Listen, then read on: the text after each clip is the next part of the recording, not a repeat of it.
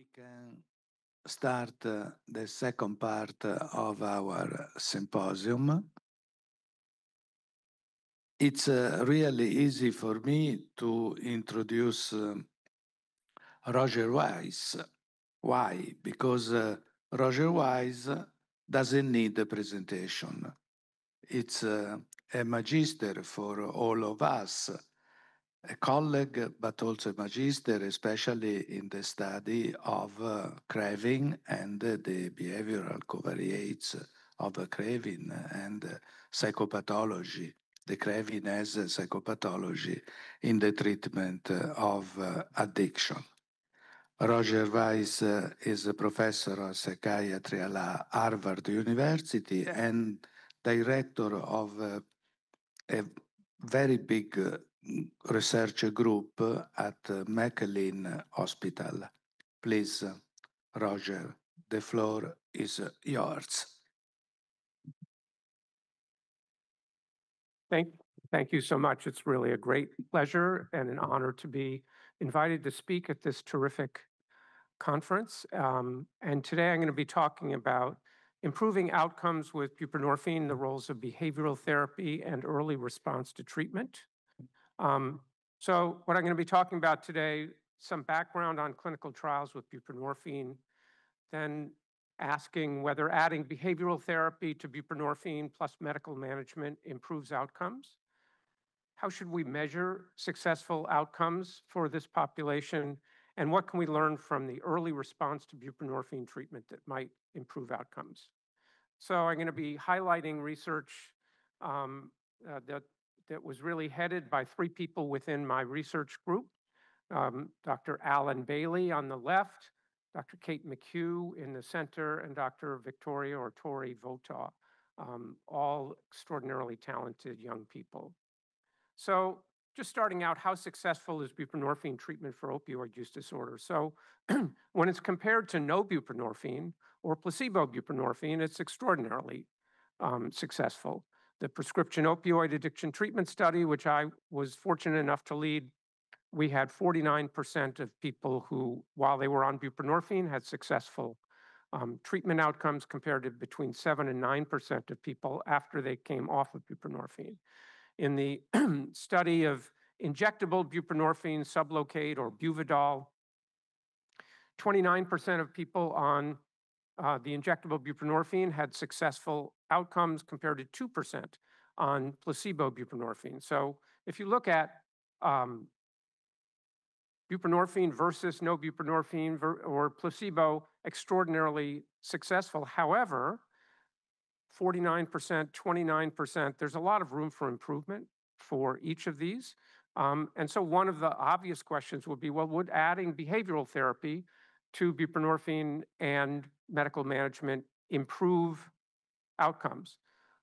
Unfortunately, 4 major studies that looked at this all showed that adding behavioral therapy did not improve outcomes. And outcomes as measured by opioid use. But one of the questions in looking at them is, what about other outcomes besides just opioid use? And so Kate McHugh and the rest of us in our group had a study supported by the National Institute on Drug Abuse in the United States in which we were harmonized data from 4 clinical trials of buprenorphine plus medical management versus buprenorphine plus medical management plus some sort of adjunctive behavioral therapy, a variety of different ones: cognitive behavioral therapy, opioid drug counseling, contingency management. These were 4 studies, none of which showed an effect for behavioral therapy, and they were harmonized, and so the total number of participants for these 4 studies was 869. So our research questions was, does behavioral therapy, when you put all of these together, improve opioid use outcomes as measured by the number of opioid-free weeks? Does behavioral therapy improve treatment retention, as opposed to the number of weeks remaining in treatment, buprenorphine treatment? Does behavioral therapy improve functioning as measured by the Addiction Severity Index? And are there subgroups of patients who respond better to additional behavioral therapy? And finally, are there moderating characteristics that influence the answer to any of these four questions, including heroin use versus prescription opioid use, additional cocaine use, the number of prior treatment episodes, age, presence of chronic pain, depression, PTSD. So the results, overall, behavioral therapy was not associated with weeks of illicit opioid use, treatment retention, or overall functioning. And if you look at the details of the numbers, the behavioral therapy group had a mean of 7.2 out of 12 opioid-free weeks versus 7.0, basically no difference. The behavioral therapy group versus those without behavioral therapy had 10.2, 10.3 weeks of retention out of 12. There was little change on the Addiction Severity Index measures of functioning at 12 weeks. And the effect of behavioral treatment on opioid use, retention, or functioning was not moderated by any of these characteristics that we looked at, with one exception, which is that having PTSD did show a trend towards significance for opioid use. Behavioral therapy was associated with a 2.3-fold increase in opioid-free weeks if you had PTSD. So in other words, if you had PTSD plus opioid use disorder and you got behavioral therapy, you were more likely to do well than if you didn't get behavioral therapy. There are a number of limitations on and caveats on these findings, though. One is that the study medical management, which I actually prefer to call medical counseling instead of medical management, because medical management as practiced in these studies was good counseling. It was just brief and it was done by the person doing the prescribing, but it was counseling. The visits were more frequent and intensive than a community standard, and they were done by top quality addiction specialists. It's different from just community treatment. A study in the US showed that 74% of people in a community treatment setting received less than 1 day a month of psychosocial treatment, and that low intensity psychosocial treatment, anything more than 1 day a month, outperformed less than 1 day a month. So the idea of no psychosocial treatment versus just a little, adding a little made a difference. Our studies were conducted prior to the fentanyl era and also prior to injectable buprenorphine. So some of the raw numbers in terms of level of success may be affected, and the role of behavioral therapy may be affected that may be different now. A big issue is that the results for buprenorphine plus medical management were really good. And so it left relatively little room for improvement. 10 out of 12 weeks retained. It's going to be pretty hard to do better than that by adding behavioral therapy. 7 out of 12 opioid-free weeks. That's not easy to do much better than that. The other thing is that clinical trials include a huge amount of support, social support not typically present in treatment settings. You've got research assistants who will go to the end of the earth to find patients who disappear, et cetera. So as we've done this, one of the things that we started thinking about is how success has been measured in buprenorphine trials. And it's typically, in all of these trials, it was measured by the percent or number of opioid abstinent weeks. So in order to be classified as having an opioid abstinent week, you have to show up, say that you didn't use opioids that week, and have a negative urine test. If you don't show up, it is typically interpreted as a non-abstinent week. So there's pros and cons of measuring weeks versus days of use. Measuring weeks a major advantage is that it helps simplify dealing with missing data. So if someone disappears in a 12-week trial after 6 weeks and you're measuring days, how many days are you supposed to say the person used over the next 6 weeks? You're just completely making it up. If you say that you thought that they were not abstinent in those weeks, it's more likely than not that that's true. You know that that's not always going to be the case, but at least you have more confidence in calling it a non-abstinent week than trying to guess a number of days. One problem with the weeks issue, though, is that a non-abstinent week does not distinguish between whether you used 1 day that week or 7.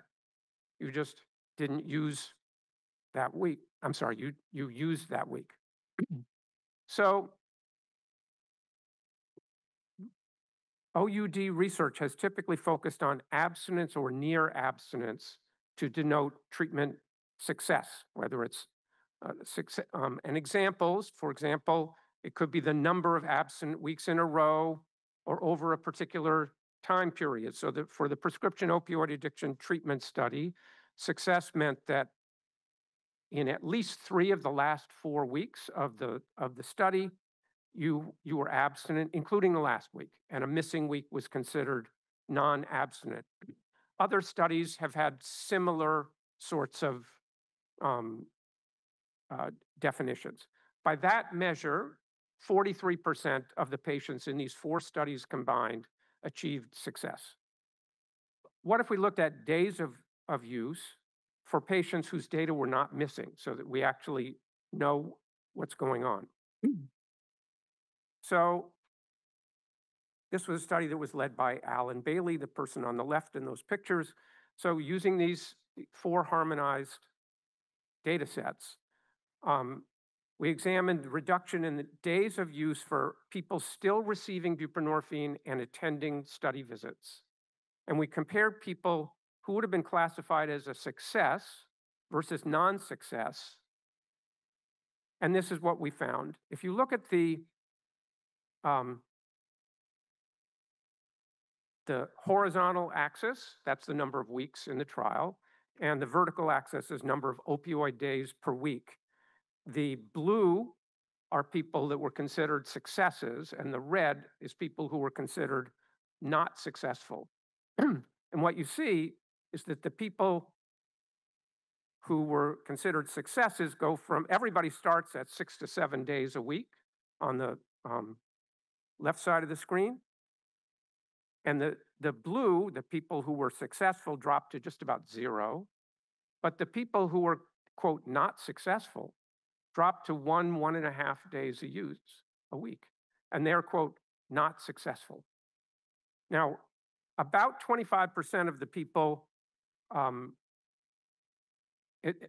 you can look at the percentage of people who are still in the study down on the bottom of the screen. So by the end, 1/4 of the people are missing. So those people would have been, by definition, considered not successful. And 1/4 of the people who were not successful because they were not abstinent. But clearly, patients in the 4 studies reported a reduction from overall from 6.2 to 0.5 weeks, but the non-successful people dropped to 1.5. So remember, these are people who are still on buprenorphine. So it really demonstrates the importance of retention in treatment. If you stay on buprenorphine, the likelihood is you're either going to do very well or extraordinarily well. Some people obviously weren't doing well, but this very large number of patients who were, quote, not successful, were pretty successful. So now, still digging into these data sets, we were interested in the question of whether early response to buprenorphine predicted later treatment outcome. So as background and rationale, some medications, such as antidepressants, may take weeks to work optimally, so therefore waiting several weeks to examine treatment response may be helpful. If someone doesn't respond right away, you'd say, well, let's wait. This takes time. But what about the typical time course of response to buprenorphine to treating opioid use disorder? Knowing this could help guide clinical practice. If we knew early on that someone was heading for a poor outcome, maybe we could do something to intervene early on to help avert that. So as part of the prescription opioid addiction treatment study, we found that opioid use in the first week predicted an 80% likelihood that people would be using in weeks 9 through 12.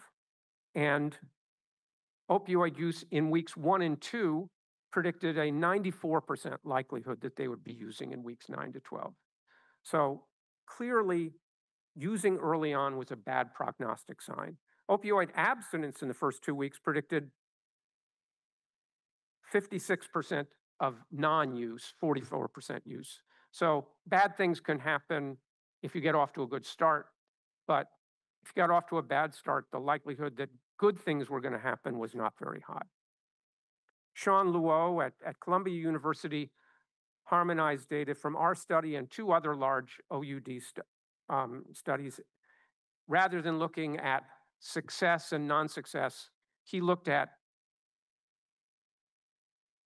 clearly bad outcome, 4 consecutive weeks of use. And he found that the first 3 weeks of buprenorphine treatment were critical predictors of relapse. If you had a negative urine test in the first 3 weeks, the likelihood that you were going to relapse by week 12 was only 13%. If you had positive or missing urines in weeks 1 through 3, it was 85%. So early response is very important. But what these, again, this is weeks.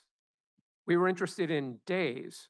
How many days of use at the beginning actually make a difference? And so that's the next study that we've been doing. So we harmonized data from just 2 of these studies because not all of the studies had all the right outcome measures that we were looking at. And we were interested in how many days of opioid use in the first 3 weeks best predicted the likelihood of relapse to 4 straight weeks of use. So 52% of those with any use in weeks 1 or 2, 1 day will do, relapsed, compared to only 14% of people who didn't use at all. So just 1 day of use predicted a 3-fold or more difference.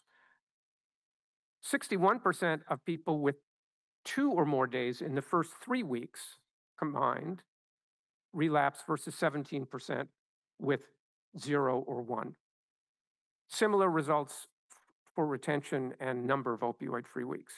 So what that means is even 1 day of use in the first 2 weeks was the best cut point to predict outcome. Really, we were looking for the best combination of sensitivity and specificity. 1 day was a trigger in the first 2 weeks, was a trigger, bad things are coming. However, if you got to the 3rd week and you still had only used 1 day, now your risk is low. So 1 day in the first 2 weeks gives you a chance before week 3. If you can hold it at 1 day, you go from the high risk to the low risk. So it doesn't take much to tilt you in one direction or the other, but you have a chance, perhaps, to do something, some early intervention in those first 2 weeks that says, for someone that had only used 1 day, to say, time to nip this in the bud, time to really, 1 more day of use and you go into a completely different category. So in conclusions of all of this, many patients respond well to buprenorphine plus medical counseling, which I'd prefer to call it, as opposed to medical management. Even those who don't achieve abstinence often reduce their opioid use substantially as long as they stay on buprenorphine, emphasizing the importance of retention in buprenorphine treatment. The beginning of treatment can be a critical time in setting the tone for future treatment response. Intervention for those who use opioids early may prevent future heavy use. Merci beaucoup.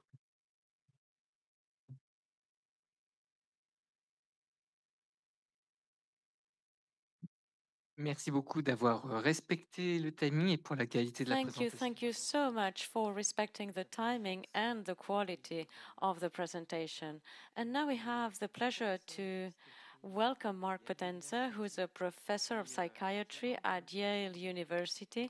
And before he takes the floor, before he starts, I would like to congratulate him in the name of the Congress and for the award that he's been given, which is the award. So thank you and congratulations, Marc. So I'd like to thank the organizers for having me here to speak on the topic of problematic use of the internet. I have a series of disclosures with respect to pharmaceutical and other entities. And if we think about digital technologies, they brought many benefits to people and societies, but there are also concerns that have been raised internationally, particularly for developing youth.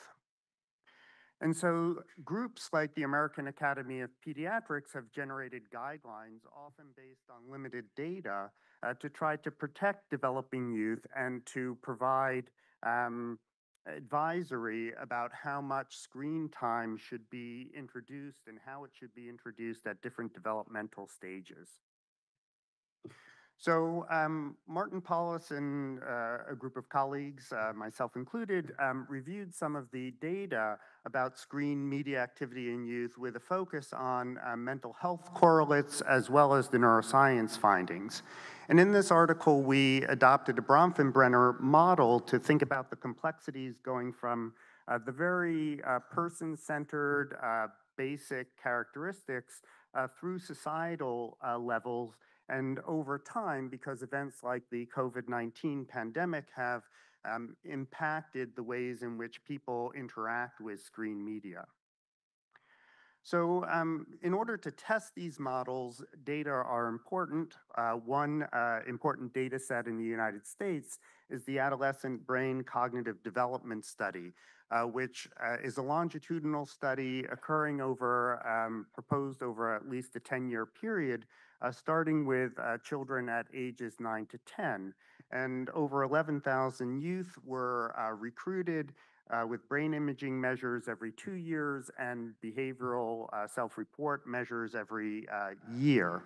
And so we applied a machine learning approach to, looking at screen media activity, and a two-factor model best fit the data, where a little over a quarter fell into a high frequency screen media activity group and close to 3/4 into a low frequency group.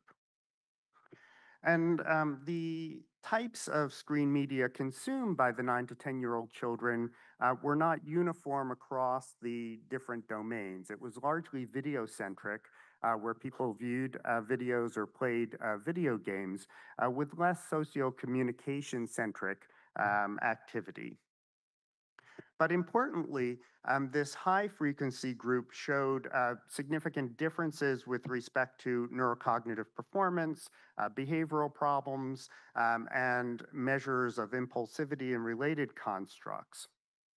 That can be seen here with respect to neurocognition.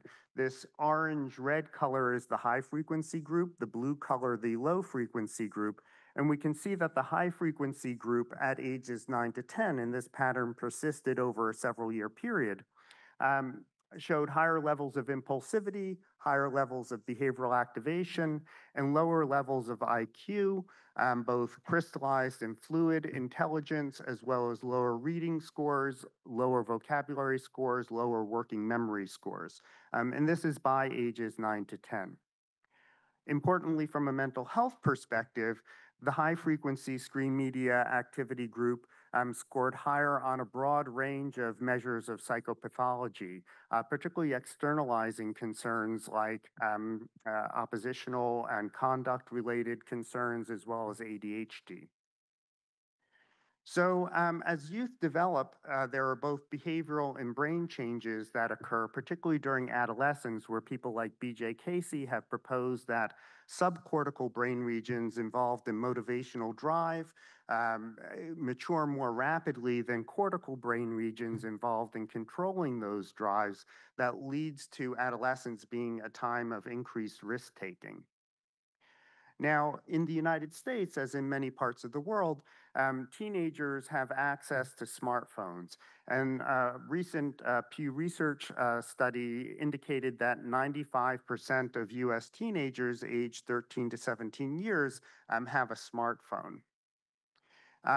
More importantly, I think, is that the proportion of youth who are saying that they are online almost constantly has almost doubled in less than a 10-year period, going from 24% in 2014 to 2015 to 46% in 2022 and 2023. And if we look at the degree to which this high-frequency screen media activity pattern replicated in an independent data set, we used the Human Connectome Project development data set, which was a cross-sectional study going from ages 5 to 21. And if we divided the group into the 5 to 12-year-olds versus the 13 to 21-year-olds, we saw a replication in the 5 to 12-year-olds. But in the 13 to 21-year-olds, we saw a different pattern, which was a high-frequency group defined more by socio-communication-centric screen media activity, like texting and chatting and use of social media. And if we think about the ways in which youth use social media, this has changed over the past decade. We can see that, for example, the use of Facebook has dropped. Facebook is now seen as an older individual's social media. And new forms of social media like TikTok have captured a large group of teenagers. And if we look at the group of individuals by the platform who report being online almost constantly, TikTok has the highest capture rate of 17% of the 58% reporting being online almost constantly. We also see that there are individual differences, and here we're looking at differences between boys and girls, and we see that for the social media platforms, girls more frequently report being online almost constantly as compared to boys, with the biggest difference being for TikTok.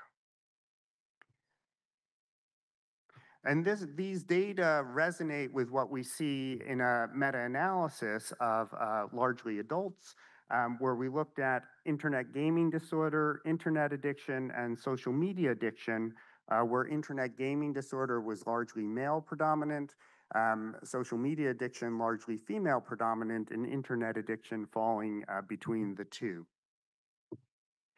Now, one of the benefits of the ABCD study is that it's a longitudinal study, so that we can look at temporal relationships. And in this study, we looked at online social activity and relationships with ADHD concerns. We used random intercept cross-lag panel models.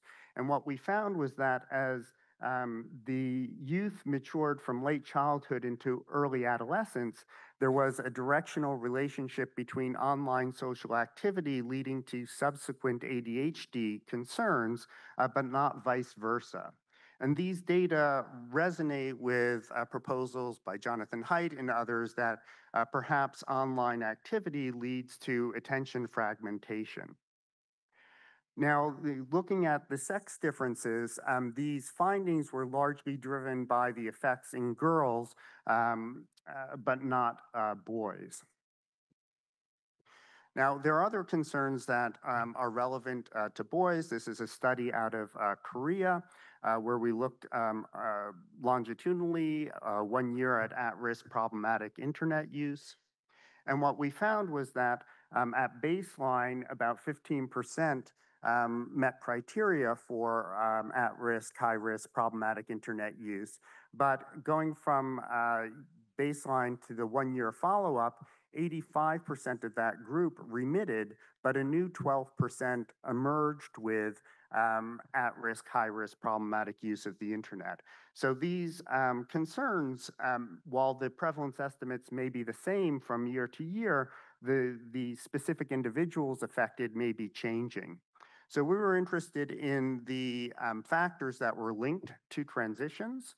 And what we found was that features of ADHD and gaming were linked to either the emergence or remittance of symptoms.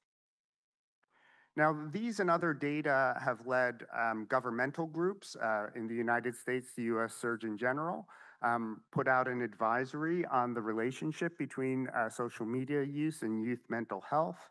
He further wrote an opinion piece that social media platforms should be regulated to have product warning labels the way that alcohol and tobacco products do. And if we think about how the nomenclature systems that are utilized, like the 11th revision of the International Classification of Diseases, consider problematic use of the internet or behavioral addictions more broadly, a new category in the ICD-11 is the disorders due to addictive behaviors, and it includes both gambling and gaming disorders. There are hazardous entities which are akin to the hazardous or harmful alcohol use, which should be very helpful from public health perspectives. And then compulsive sexual behavior disorder, which may include problematic use of pornography, has been included as a new diagnosis, but as an impulse control disorder.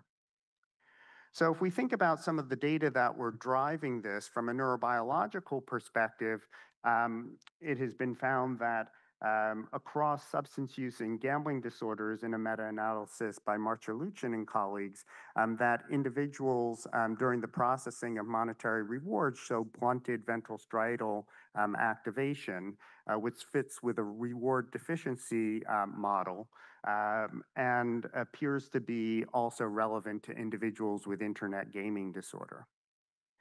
But there's a wider range of activities that are performed on the internet, including social media and shopping and buying behaviors. And a group of us has proposed that the designation of other specified disorders due to addictive behaviors, which is a new diagnostic entity in the ICD-11, can be used to diagnose clinically these concerns. There also have been instruments developed and validated like the ATHS-2025, the Assessment of Criteria for Specific Internet Use Disorders, which assesses for the core ICD-11 criteria, the impaired control over engagement, increasing priority given to the behavior, and continuation or escalation despite adverse consequences, as well as major impairment and psychological distress. So this instrument assesses those criteria for online gambling, gaming, pornography use, social media use, and shopping and buying behaviors. As part of a European Union cost initiative, we've generated a free e-booklet that has been translated into about a half dozen languages. It can be downloaded for free at this website. And this e-booklet covers a wider range of problematic usage of the internet, including topics like cyberchondria and cyberbullying. Now, if we take a step back and think from a societal level, I think that Swanton and colleagues describe an important component where different jurisdictions must contend with how best to balance individual civil liberties with societal responsibilities and institutional duties of care to protect the public health. And in this process, there are multiple relevant stakeholders that include individuals who decide how to utilize the digital technologies, families, especially parents who can provide guidance to developing youth, community groups, including teachers, as well as treatment providers who often feel ill prepared to help people with different types of problematic usage of the internet. then researchers can gather information and provide information to the government, who can think about how best to regulate and protect individuals. But there's also an important part for the industry with respect to transparency and access to data that could be useful in terms of promoting the public health. So in this setting, a group of us are participating in a Lancet Psychiatry Commission report on problematic usage of the internet. An initial description has been provided earlier this year, and we hope to have this published within the next 6 months or so. In the meantime, we have generated a review of current understandings of concerns related to behavioral addictions and how best to intervene, treat individuals with these concerns. And so, in summary, the internet has changed many ways of how we engage in the world. The internet and digital technologies have brought many advances that we want to continue to utilize, including with rapidly developing areas like artificial intelligence. But we also have to be mindful of how best we can help people who develop problems, and particularly how we can protect vulnerable individuals like developing youth to grow into their optimal selves. So I'd like to thank a large number of individuals, funding agencies, and thank you for your attention.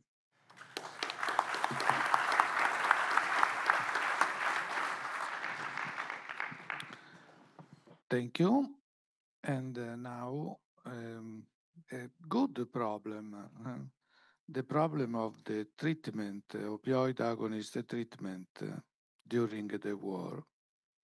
We have some example, in this case, the example of Croatia during the war in ex-Yugoslavia, the example in Crimea, in which we spent 5 years to organize methadone and buprénorphine treatment, and when Russia invaded Ukraine, they stopped completely treatment and arrested doctors involved in the treatment. So I think this is a really problematic, especially in our times.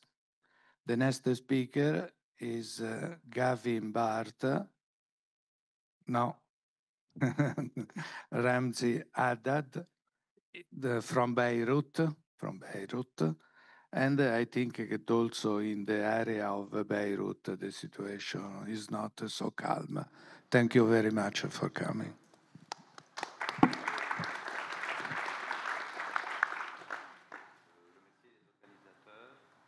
Pour l'invitation et je So thank you very much for having invited me, and thank you for hosting this TDO7 that should have taken place in Beirut in Lebanon, but given the situation, this possibility has been dismissed. And actually, I would like to talk about the conflicts and about the treatment, opioid agonist treatment in these regions which are in conflict. My slides are in English, but I'll speak in French. So I'm going to talk about Ukraine, Palestine, and Lebanon. And as you know, there are common challenges and there are common expenses. And I'm going to give you some food for thought, actually. Well, these 3 regions are not obviously the only 3 regions in conflict, but they're the ones where there are OATs. And therefore, they have been affected, these treatments have been affected by conflict. I have to say that during COVID, it was difficult to access to care in many regions in the world, of course, but this is not comparable to what is going on in these 3 regions. So you know what's going on in Ukraine. I would like to remind you that there have been 2 phases. First of all, in February 25, 14, and the second, which was the invasion in Crimea, and then the Donbass, and then second phase in February 2022 with the full-scale invasion of Ukraine. Now, before the crisis, Ukraine was one of the countries with the most prevalent HIV epidemic. There were lots of people who would inject opioids, and there was the opioid agonist treatment, well, the largest one in the area in Eastern Europe and Central Asia. So most of those people are right now under methadone. Buprénorphine was introduced in 2004, and it was difficult to get funds for that. There was funds from the Global Fund, and it was buprénorphine, methadone. Today, there are 2 regions in Ukraine that are providing that. And before 2014, the regulations for opioid agonist treatment were inspired by what was being done elsewhere, but it was also modified by the culture and the mindset of the country. So it was not always evidence-based in the sense that users had to record their names in the National Registry of Narcotics Use, and they must have failed 2 attempts of treatment before maintaining the OAT. And pharmacies had the possibility to store just for 1 month of medication, and transport of those drugs, of those medications between regions was very difficult and very costly. It was even more costly than the medication itself. So in Crimea, OATs were forbidden, and 10% of the users died of OD. 20% of the users were re-enrolled somewhere else, and they started other treatment programs, or they went under detox, and other users were lost to follow-up. There was a great mobilization at that time of NGOs and international organizations to provide those patients with solutions. After all that, there was a reconsideration of the situation. So in 2016, there was a change in regulation that would allow the take-home dosing, the THD, take-home dosing, after 6 months of documented abstinence. And actually, that condition that was a little bit absurd of having failed twice a detox program was withdrawn, and there was a little bit more flexibility in terms of prescription. But the fact that you still had to record in the registry was still there, and actually it was an obstacle. It was a further layer of bureaucracy for users. And at that time, there were some private clinics, and it was allowed for those private clinics to open in a particular way. I mean, it was illegal, but let's say that the regulations were a little bit shifted. So private clinics were allowed to provide long-term detoxification, which meant that the prescription and the reporting process was much simpler than for those who were under a maintenance treatment. So all this in order to stay at a long-term detoxification scenario. Now, the drawback is that the patient had to pay for that. So that's why most patients could not access those private clinics, and because there was this percentage of people under OAT who were supposed to go to private clinics, but they could not pay for that. Now, in 2022, the challenge was obviously how to treat existing patients, how to treat internally displaced patients coming from bombed regions, and new patients were seeking treatment, and there were patients who could not access this kind of private clinics, and they were in need of OAT. On top of this, as I say, many private clinics were closed and there were disruptions in transport. So at that time, there was a big mobilization of NGOs and the Ministry of Health and civil society mainly to try to react to this situation. So the response of the government and NGOs was that there was a change in policies and regulations so that 30-day take-home medication was allowed instead of 10-day take-home medication. So patients were allowed to store a little bit more medication. And also, this allowed each town to be a little bit more flexible in its regulations. Also, NGOs were working very hardly, especially Alliance for Public Health, who were working to transport and to deliver medication to isolated regions.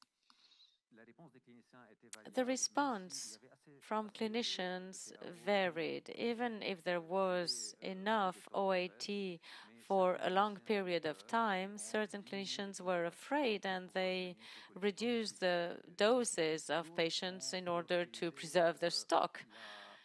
Other clinicians did not reduce those doses, but they just didn't accept new patients. They refused to accept new patients.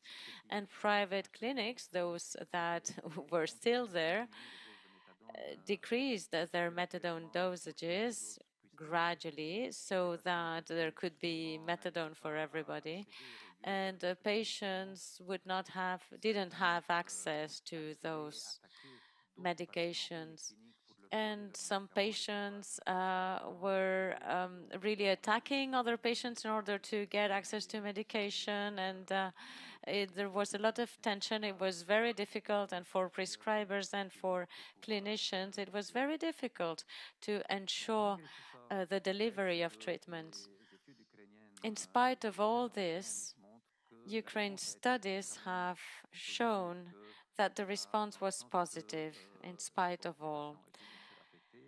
Patients were affected, of course, by the conflict and by all the outcomes, but there were no significant interruption of treatment, and there was no significant increase in illicit drug consumption. And most patients were retained and the situation went back to normal. So this was thanks to these coordinated efforts between NGOs and civil society. Now, regarding Palestine, of course, there's some figures coming from some documents. And actually, well, you know about the situation in Palestine with the West Bank and Gaza. There are 26,500 male high-risk drug users, 1.8% of the male population. The most used drug is tramadol in Gaza, as well as many other drugs. And there are other centers and drugs that are present much more in the West Bank than in Gaza. So it all started with methadone, followed by buprénorphine in 2014 and 2018, respectively. And it was much more available in the West Bank than in the Gaza Strip. Take-home dose was possible under certain criteria. And here, of course, the interruption of treatment, especially in Gaza, was obvious. I mean, it was very difficult to transport medication, and the situation was obviously aggravated by all the psychological harm that was inflicted upon the population, and the fact that agonist treatments are absolutely not a priority in this kind of situation.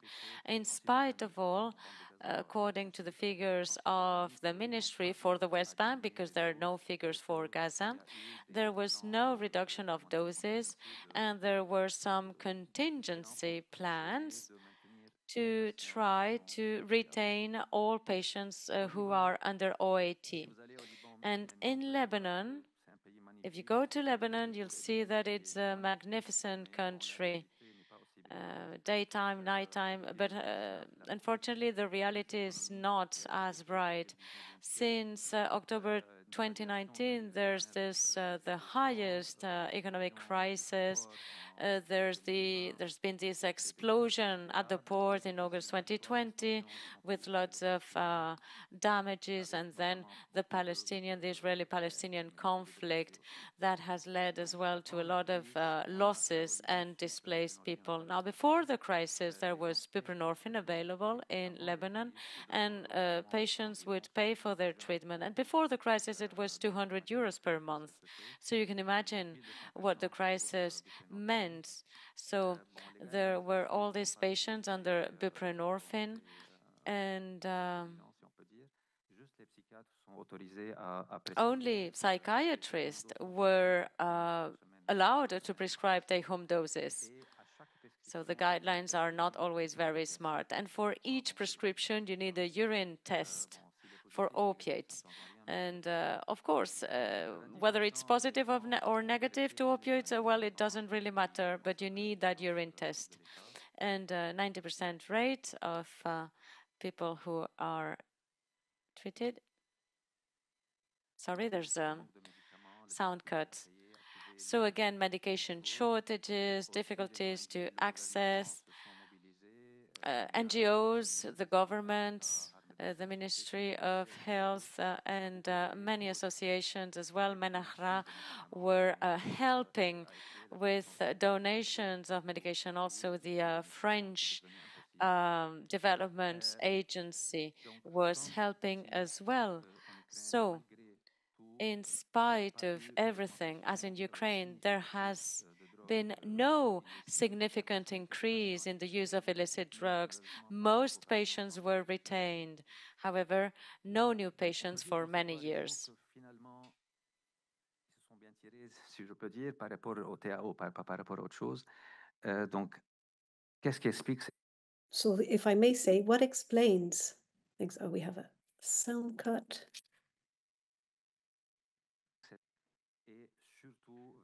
And especially, we see how everybody has worked hard, prescribers, civil society, and here what we have a study led that the De Zamora study asks two questions to try to explain this resilience. The first question is, in these three regions, the fact of, well, before the crisis, working in conditions that were basically different with a few resources and difficulties, means that after the crisis, people were able to react in a very quick way and an efficient one, because this is what explains or can explain the resilience. And the second question is, what are the long-term costs of resilience for individual clinicians, but also the healthcare systems? We need studies to answer these questions, but for the first one, and we're experiencing a sound cut again. Apologies.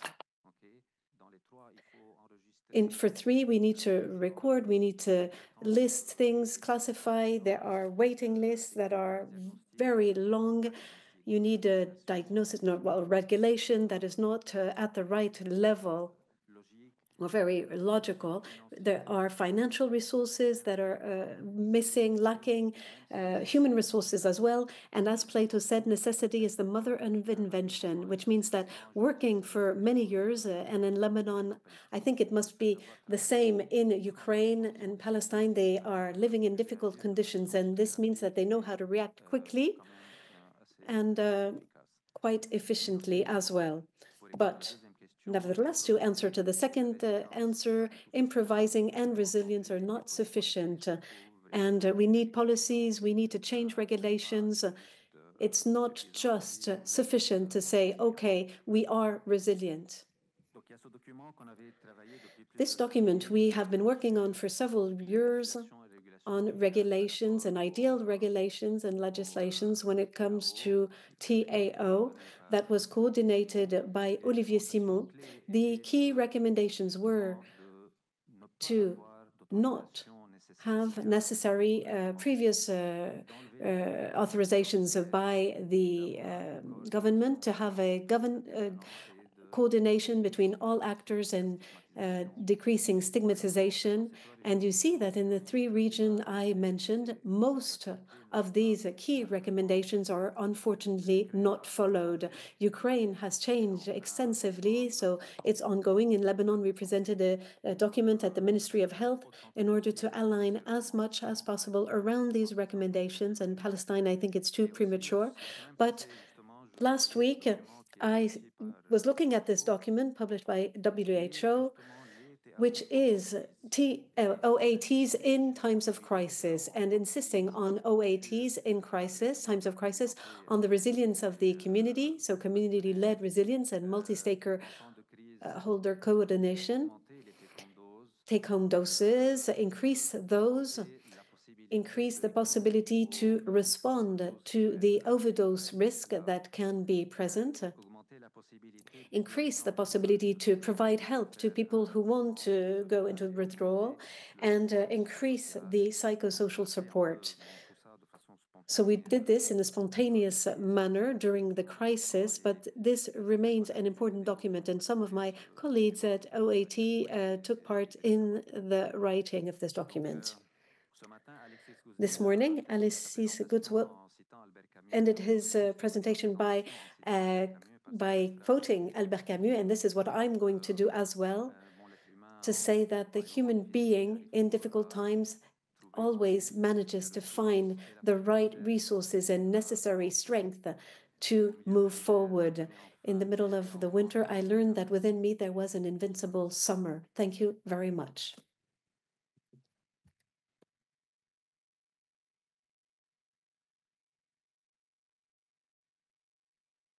Merci beaucoup pour cette belle présentation. Donc, ça nous fait 3 présentations. So we had 3 presentations and 15 minutes to talk with the speakers. We had a panel of the themes. And is there a question in the room, maybe? No, not for the moment. Hello. Hi, my name is Jason Farrell. I'm from Amsterdam. My question is for Marc. I'd like your presentation, but maybe I missed the beginning. You talked about behavioral therapy in combination with the medication. Yeah, him, sorry. Yeah, Roger, sorry, Roger, yeah. What were the outcomes of that behavioral therapy? Was it behavioral intervention? What kind of behavioral therapy? Because you didn't really talk, you talked about abstinence as the marker for success, but what kind of outcomes were you looking for the behavioral therapy? And also, I liked what you said about any day a drug user doesn't use, that's a successful day in the eyes of treatment providers. So you had a lot more success than you actually could document, I guess. But I'm very concerned about the behavioral therapy or the intervention that you were providing. Can you talk about that? So we looked at 4 different trials, and we were harmonizing data from them. One of them, 2 of them were by David Filene at Yale. In the first one, they had what they called standard medical management. The medical management was a 15 to 20-minute visit that was structured to talk about, obviously, medicine, side effects, et cetera, but also recommending that people attend mutual support groups, asking about craving and how people dealt with them. It was sort of brief counseling. So in the first study, he compared a 20 different lengths of the same, of that intervention, and the longer ones dealt with interpersonal issues, family issues, et cetera. The second Filene study added cognitive behavioral therapy to the medical management, and people, half of them got it, half of them didn't.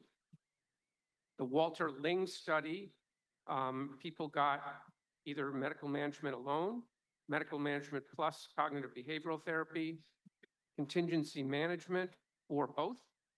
And in the prescription opioid addiction study, it was opioid drug counseling, which was sort of standard relapse prevention drug counseling.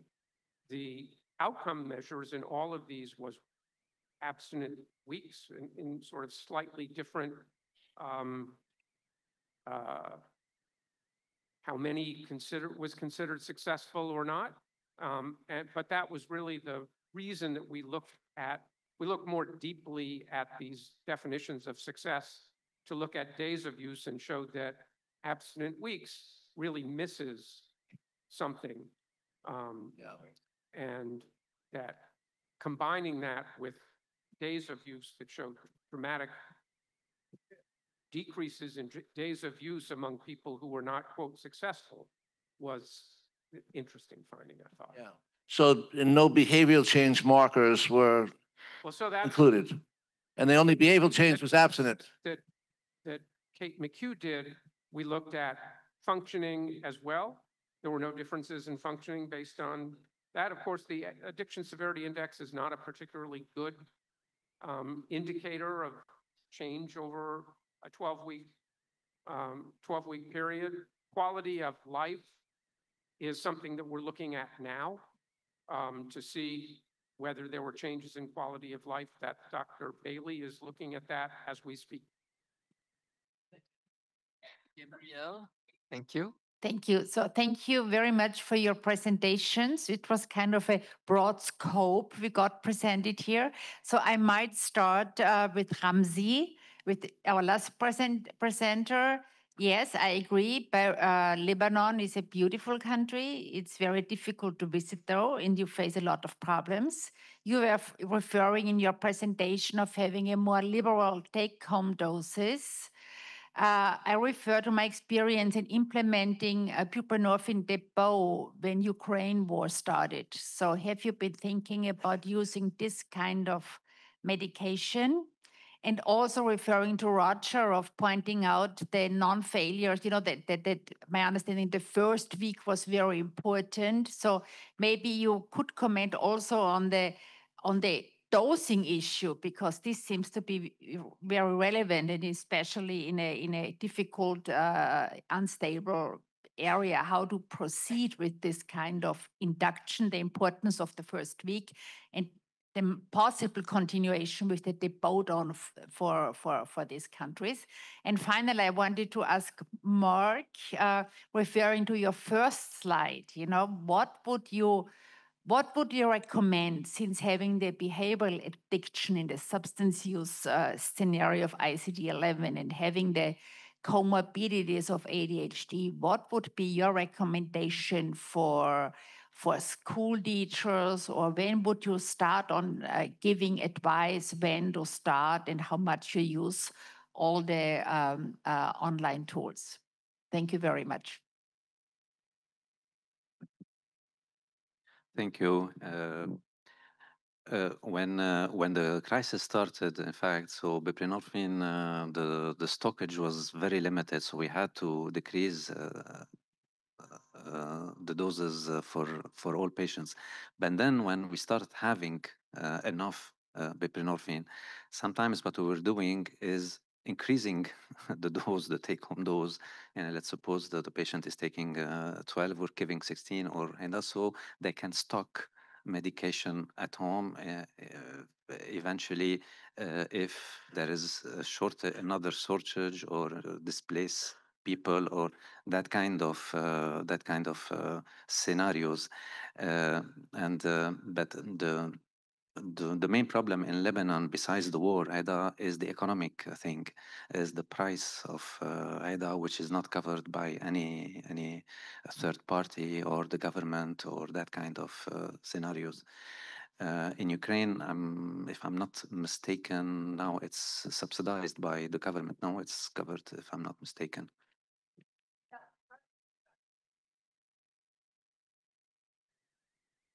Yeah.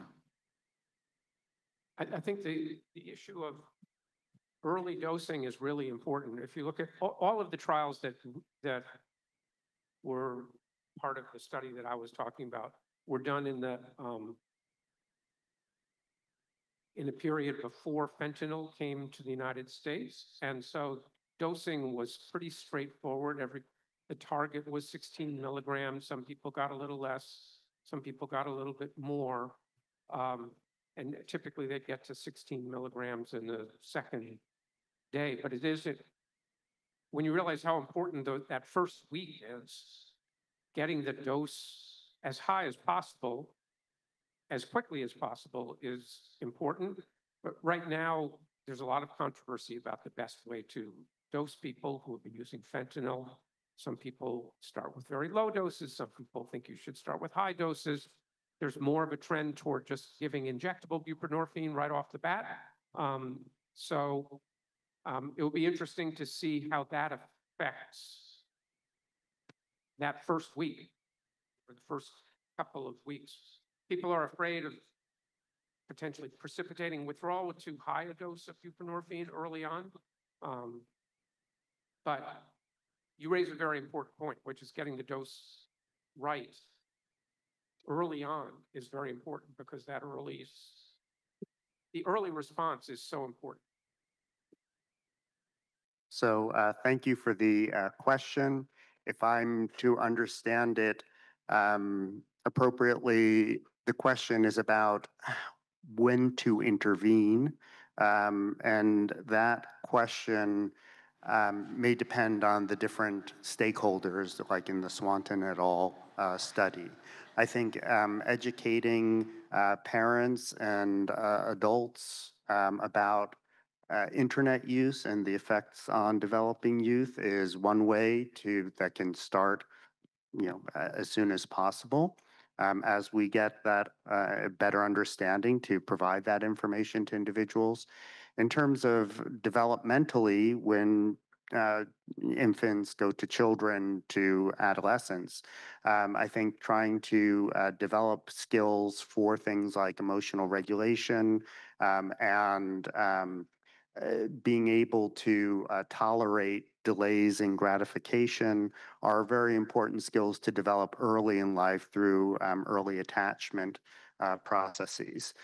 If we think about what's been empirically tested for interventions at a prevention level, I think Patricia Conrad's work is particularly noteworthy, where her intervention was based on looking at a broad range of measures and looking at which measures